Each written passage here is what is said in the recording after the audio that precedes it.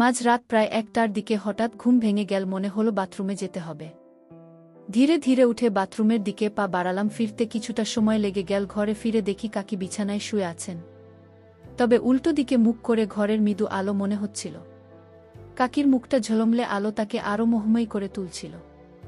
আমি আস্তে আস্তে পা বাড়িয়ে তার কাছে গেলাম। দেখলাম তিনি গভীর ঘুমে আচ্ছন্ন। তার মুখে শান্তির ছাপ স্পষ্ট। এমন দৃশ্য দেখে আমার মনে যেন এক ধরনের অস্থিরতা কাজ করতে শুরু করল। আমি নিজেকে সামলে মাথা ঠান্ডা রাখার চেষ্টা করলাম। কয়েক মুহূর্তের মধ্যেই মনোবল ফিরে পেলাম। ভাবলাম এই পরিস্থিতি এড়িয়ে গিয়ে নিজের ঘুমের দিকে মনোযোগ দেওয়া উচিত। কিন্তু ঠিক তখনই কাকে ঘুম ভেঙে গেল। আমাকে সামনে দেখে তিনি কিছুটা অবাক হলেন। তারপর কাকি আমাকে জিজ্ঞেস করলেন, তুমি এত রাতে আমার এখানে কেন? আমি বললাম, কাকিনা, মানে এমনিতেই আসছিলাম। কাকি তখন বলল, তোমার চোখ মুখ দেখে মনে হচ্ছে তুমি খারাপ কিছু ভাবছ। তারপর কাকি বলল, লজ্জা পেতে হবে না, আমাকে তুমি স্পষ্টভাবে বলতে পারো কি চাই তোমার। আমি তখন মনের সাহস নিয়ে কাকে কি বললাম, কাকা, কি আজ রাতে তোমার সাথে থাকতে চাই।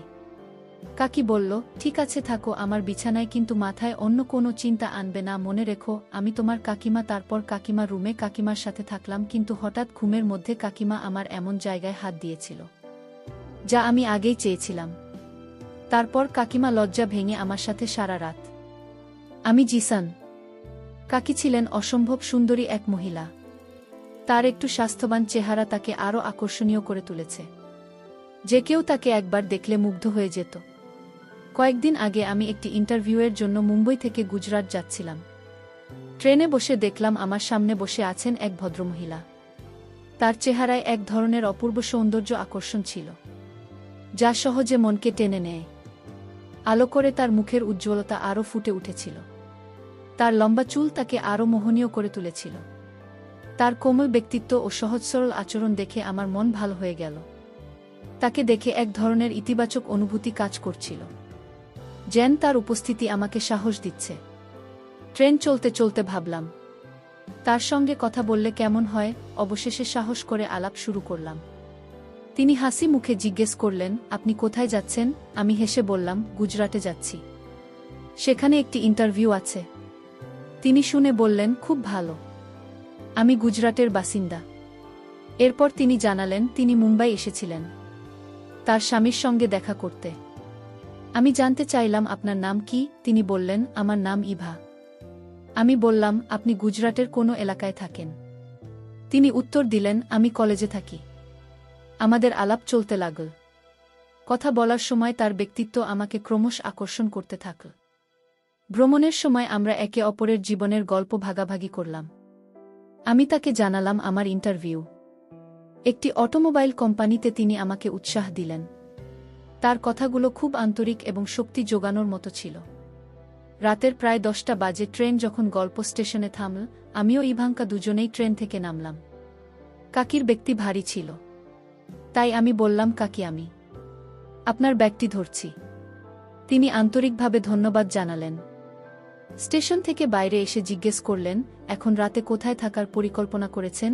আমি বললাম, সম্ভবত একটি হোটেল খুঁজতে হবে। তখনই বললেন, যদি সমস্যা না হয় আপনি আমাদের বাড়িতে আসতে পারেন। বাড়ির কাছেই। আমি কিছুক্ষণ ভেবে সম্মতি দিলাম। রাতে অচেনা জায়গায় হোটেল খোঁজার থেকে কাকির বাড়িতে যাওয়ায় নিরাপদ মনে হল। ট্রেনে তার সঙ্গে আলাপ। এরপর থেকে আমি বেশ স্বস্তি অনুভব করছিলাম। আমরা দুজনে হাঁটতে হাঁটতে তার বাড়ির দিকে এগিয়ে গেলাম। হাঁটার সময় তাকে জিজ্ঞেস করলাম, আপনার বাড়ি আর কত দূর? তিনি হেসে বললেন, আর একটু দূর, তুমি দেখবে আমাদের বাড়ির পরিবেশ খুব সুন্দর। তার কথায় আশ্বস্ত হলাম। ভাবলাম, এটি হয়তো একটি নতুন বন্ধুত্বের সূচনা হতে পারে। তার বাড়িতে পৌঁছে তিনি দরজা খুলে আমাকে ভেতরে আসার আমন্ত্রণ জানালেন। ভিতরে ঢুকে আমি বললাম, ধন্যবাদ কাকি। তিনি হাসি মুখে বললেন, ধন্যবাদ তো আমাকে বলা উচিত, তুমি আজ আমাকে অনেক সাহায্য করেছে। বাড়ির ভিতরে একটি নরম আলো ছিল আর দেওয়ালে ঝোলানোর ছবি বাড়িটিকে অদ্ভুতভাবে সুন্দর করে তুলেছিল। কাকে স্নেহ ভরা কণ্ঠে জিজ্ঞেস করলেন, জিসান, তোমার কি ক্ষুধা লেগেছে? কিছু খাবে? সত্যি বলতে আমার পেটেও বেশ কিছু ছিল, তাই বিনয়ের সঙ্গে বললাম, কাকে, একটু ভাত হলেই চলবে। তিনি মুচকি হেসে বললেন, ঠিক আছে, আমি রান্না করি, তুমি সামনের ঘরে গিয়ে বিশ্রাম নাও। আমি তার কথা মতো সামনের ঘরে গেলাম। নিজের কাপড় পরিবর্তন করে হাত মুখ ধুয়ে নিলাম। ঘরটি খুবই আরামদায়ক এবং শান্ত ছিল, যা আমার মনে এক ধরনের স্বস্তি এনে দিয়েছে। তিনি দেখতে বেশ সুন্দর লাগছিলেন। তার সাধারণ পোশাকে একটি অসাধারণ আকর্ষণ ছিল। তিনি হাসি মুখে বললেন, কি হলো, ঠিক লাগছে না? আমি হেসে বললাম, কাকি, আপনি তো খুব সুন্দর দেখাচ্ছে। আমার কথায় তিনি মুচকি হেসে রান্নার কাজে ফিরে গেলেন। আমি বিছানায় বসে ফোনে কিছু দেখতে শুরু করলাম। কিছুক্ষণের মধ্যেই রান্না করা খাবারের সুগন্ধ এসে পৌঁছান। কাকি বললেন, খাবার প্রায় হয়ে গেছে, তুমি টেবিলে বসো। আমি টেবিলে গিয়ে বসলাম। তিনি ভাত আর তরকারি পরিবেশন করলেন। আমরা খাবার খেতে খেতে কথাবার্তা বলছিলাম। কাকে জিজ্ঞেস করলেন, খাবার কেমন লাগছে? আমি বললাম, অত্যন্ত ভালো। তিনি হেসে বললেন, আর আমার বাড়ি কেমন লাগল? আমি বললাম, বাড়ি খুব ভালো। এরপর তিনি ধীরে ধীরে প্রশ্ন করলেন, এই বাড়ির মালকিনকে কেমন লাগল? আমি একটু বিস্মিত হয়ে বললাম, তিনি তো খুব ভালো। তিনি ধন্যবাদ জানিয়ে বললেন, তোমার ইন্টারভিউ এর সময়? তখন আমি বললাম, কাল সকাল 10টায়। তিনি বললেন, তাহলে সমস্যা নেই, আমি তোমার জন্য নাস্তা বানিয়ে দেব, তুমি খেয়ে যেও। আমি সম্মতি জানালাম। খাওয়া শেষে আমরা থালা বাসন পরিষ্কার করলাম। কাকি বললেন, তোমাকে বিশ্রাম করতে হবে, সকালে তাড়াতাড়ি উঠতে হবে। আমি মুচকি হেসে বললাম, আপনি কোনো পারফিউম ব্যবহার করেন? আপনার ঘরে খুব সুন্দর গন্ধ আসছে। তিনি হেসে বললেন, সবই মহিলা পারফিউম, তোমার জন্য উপযুক্ত নয়। রাত গভীর হয়ে এসেছিল, আমি বিছানায় শুয়েছিলাম। কিছুক্ষণ পর কাকি ঘরে এসে মুচকি হেসে বললেন, তুমি কি আর কিছু বলবে? আমি হেসে জিজ্ঞেস করলাম, আপনি কি জানতে চান? তিনি আমার চোখের দিকে তাকিয়ে বললেন, যদি তোমার চাকরি এখানে হয়ে যায়, তুমি কোথায় থাকতে চাও? আমি কিছুক্ষণ ভেবে বললাম, সম্ভবত একটি রেড ঘর নিতে হবে। তিনি চুপ করে থাকলেন কিছুক্ষণ। তারপর বললেন, তুমি কি আমার বাড়িতে থাকতে পারবে? আমি কিছুটা হতভম্ব হয়ে বললাম, আমি আপনার বাড়িতে আমি কতদিন থাকব? তিনি মুচকি হেসে বললেন, যতদিন তুমি চাও। আমি বললাম, কিন্তু এটা ঠিক মনে হচ্ছে না। তিনি বুঝতে পেরে বললেন, ঠিক আছে, তুমি থাকতে পারে, যা রেন্ট দিতে হবে সেটা আমাকে দিলেই হবে, এতে আমার সুবিধা হবে। আমি ভাবলাম, এটা আসলেই ভালো একটা প্রস্তাব। বললাম, ঠিক আছে, আগে তো চাকরি পেতে হবে, সেটাই আগে দেখি। তিনি বললেন, তোমার চাকরি নিশ্চিত হয়ে গেছে?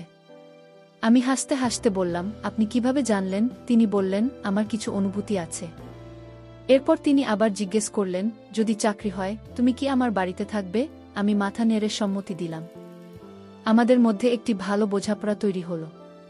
কিছুক্ষণ গল্প করার পর আমি বললাম, কাকা, কি আমাদের এখন ঘুমাতে হবে? সকালে উঠতে হবে?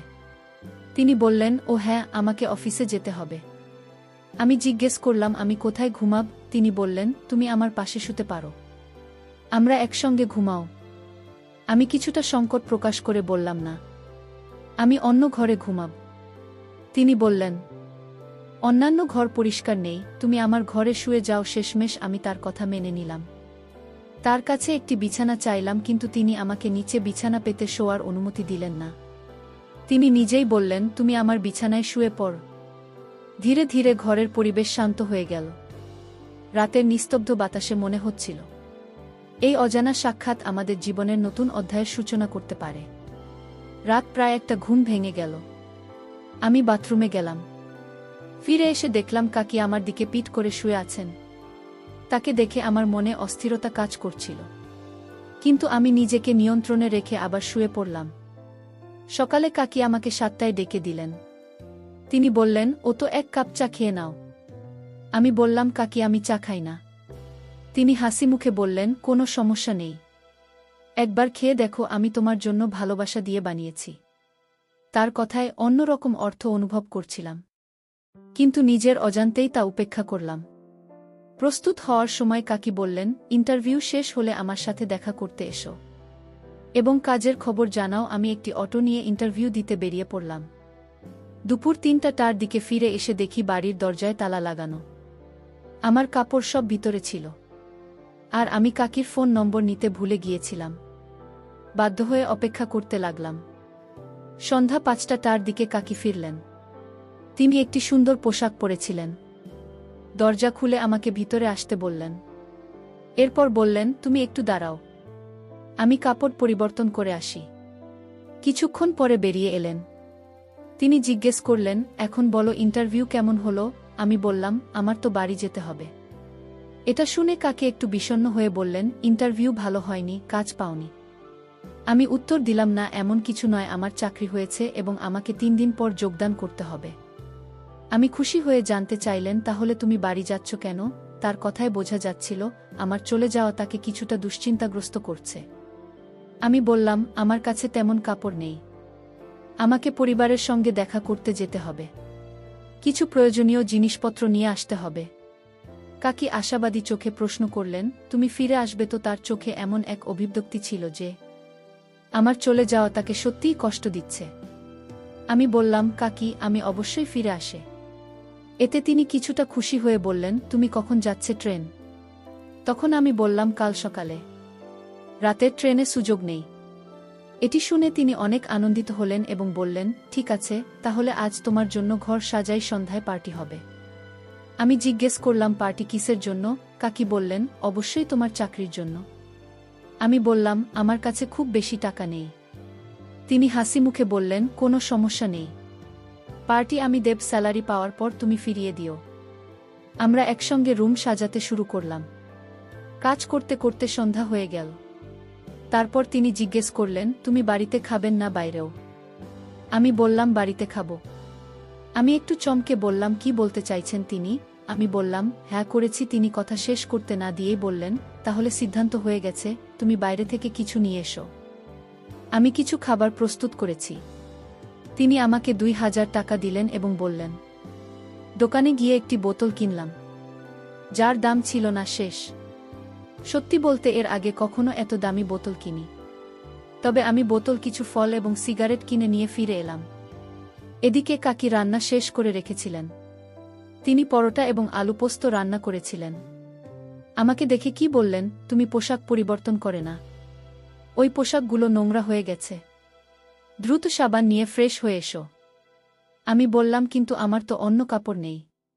কাকি বললেন, এই নাও, একটি টি শার্ট পরে নাও। আমি কাপড় নিয়ে আমার ঘরে গেলাম। স্নান সেরে নতুন পোশাক পরে বের হয়ে এলাম। কাকি ঘরে যেতে দেখলাম। তিনি তখনও স্নান করছেন। আমি তাকে ডাকলাম। তিনি বললেন, তুমি যা আনবে তা নিয়ে এসো, আমি একটু পরে আসছি। তিনি আমাকে জল আর অন্যান্য জিনিস আনার নির্দেশ দিলেন। আমি সবকিছু প্রস্তুত করে আনলাম। ড্রাই ফ্রুট কেটে প্লেটে সাজালাম, দুজনের জন্য গ্লাসে জল রেখে দিলাম। ড্রয়িং রুমে বসেছিলাম। তখনই ঘরে ঢুকলেন। আমি তাকিয়ে রইলাম। কাকি আমার দৃষ্টি বুঝতে পেরে মিষ্টি করে বললেন, কি দেখছে? আমি চোখ সরিয়ে বললাম, কিছু না, শুধু আপনার সৌন্দর্য দেখছিলাম। তিনি হাসতে লাগলেন। সত্যি বলতে তাকে খুব সুন্দর লাগছিল। আমি গ্লাসে জল ঢালতে শুরু করলাম। এর মধ্যে জিজ্ঞাসা করলেন, আমার কেমন লাগছে? আমি বললাম, সত্যিটা কি, আজকে খুব ভালো লাগছে। নেন। কাকি একটু হাসলেন এবং বললেন, ভাল লাগছে নাকি আরও কিছু? আমি কোনো উত্তর না দিয়ে জল শেষ করে দিলাম। নতুন একটি জল তৈরি করতে বোতল হাতে নিলাম। তখন কাকি বললেন, আরে এত তাড়াতাড়ি কেন? এবার আমি বানাচ্ছি। এই কথা বলে তিনি বোতল নিয়ে আরও পানি আনতে গেল। তারপর মৃদু স্বরে বললেন, জানো, একটা কথা জিজ্ঞাসা করব। আমি বললাম, অবশ্যই। তা কি? তিনি বললেন, তুমি কি সত্যি বলবে নাকি মিথ্যে? আমি বললাম, সত্যি বলবো। তিনি প্রশ্ন করলেন, তোমার কতজন গার্লফ্রেন্ড আছে? এই প্রশ্ন শুনে আমি একটু থমকালাম। কাকি মিষ্টি হাসি দিয়ে চোখের ইশারায় বললেন, বলো তো। আমি বললাম, কাকা কি একজনই আছে? তিনি মৃদু হাসলেন এবং বললেন, তোমার কি তার সঙ্গে ভালো সম্পর্ক গড়ে উঠেছে? আমি সরলভাবে উত্তর দিলাম, হ্যাঁ হয়েছে। কাকি আবার জানতে চাইলেন, তোমরা কতবার দেখা করেছ? আমি বললাম, মাত্র 2-1 বার। আমার কথা শুনে তিনি একটু স্বস্তি পেলেন। তার চেহারা যেন এক ধরনের উচ্ছ্বাস ফুটে উঠেছিল। আমি হঠাৎ একটু এগিয়ে এসে হাসি মুখে বললেন, কেন এমন ভাবে তাকিয়ে আছো? কি ভাবছ? আমি মৃদু হাসি দিয়ে চুপ করে রইলাম। সেই মুহূর্তটা ছিল শান্ত এবং গভীর, কথার বাইরেও কিছু অনুভূতি প্রকাশ পাচ্ছিল। তিনি আবার বললেন, বলো তো, তুমি কি ভাবছ? আমার কসম। আমি বললাম, কাকি, আপনাকে সত্যি অসাধারণ লাগছে। তিনি হাসতে হাসতে বললেন, এটা তো আমি জানি, কিন্তু তুমি কি জানো তোমার আঙ্গুল কেন এখানে থাকে না? আমাকে এমন কথাই বলতেন। তিনি মিষ্টি হাসি দিয়ে বললেন, আচ্ছা, তুমি জানো তোমার আঙ্কেল এখানে কেন থাকেন না? আমি বললাম, আঙ্কেল তো মুম্বাই এ কাজ করেন আর আপনার চাকরি এখানে, তাই আপনাদের আলাদা থাকতে হয়। তবে সুযোগ পেলে তো দেখা হয়। কি বললেন, তোমার গার্লফ্রেন্ডের সাথে কিভাবে দেখা করো? আমি বললাম, যখনই সুযোগ পাই তখন দেখা করি। এভাবে কথা বলতে বলতে আমাদের গ্লাস খালি হয়ে গেল। কাকি আবার বোতল নিয়ে নতুন করে পানি নিয়ে আসলেন। আমরা আবারও পানি পান করলাম। এরপর তিনি আমার হাত থেকে সিগারেট নিয়ে বললেন, তুমি আমাকে খুব ভালো লাগতে শুরু করেছে। আমি বললাম, কাকি আপনি তো এখনও খুব ভালো লাগছে, কিন্তু আপনি বিবাহিত, তাই বিয়ে করার কোনো প্রশ্নই আসে না। এ কথা বলেই আমি হাসতে লাগলাম। এভাবে আমাদের সারাটি রাত কাটান।